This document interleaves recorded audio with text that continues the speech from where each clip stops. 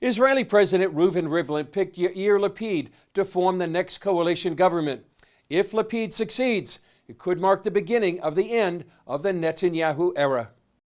President Rivlin gave the mandate to Lapid, hoping that Israel can emerge from a political stalemate that's led to 4 elections within 2 years. Lapid told Israelis the country needs a unity government. Israel is tired of fighting. The Israeli society is looking to its politicians and asking them when will they stop arguing and start working. Now we need a unity government. Lapid leads the center-left Yesh Atid Party, Hebrew for There is a Future. The majority of his support comes from secular Israelis, many who oppose ultra-Orthodox policies.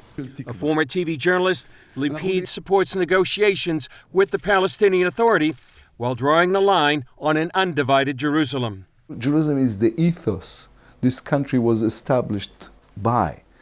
And I don't think Americans will, for any kind of agreement, will give up the Capitol Hill, and I don't think Israelis should give up their own capital. Lapid faces a daunting challenge of unifying parties across the political spectrum, including an Arab party of the so-called Change Bloc, which primarily seeks to oust Prime Minister Netanyahu. Because there's such a push to replace Netanyahu, there does seem to be a feeling that these parties may agree to what they can agree on, and whatever they can agree on to leave out on the side. For weeks, Lapid has been negotiating with so-called kingmaker Naftali Bennett from Yamina, a religious Zionist party.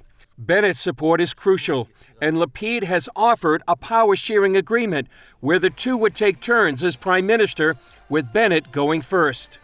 A Bennett partnership would include a conservative foreign and domestic policy agenda, which he explained in our exclusive CBN News interview prior to the last election. The country is 72 years old. We continue to be threatened by some of the worst countries in the world. Let's cut taxes, cut bureaucracy, speed up the economy in a Reagan-esque way. Like Lapid, Bennett opposes the Iranian nuclear agreement, calling it a terrible deal. The deal, in fact, allows Iran to proceed to the very verge of acquiring not one nuclear weapon, but dozens. All they need to do is press a button, and they'll have, within days, dozens of nuclear bombs. Bennett and Lapid claim they can form a government within a week.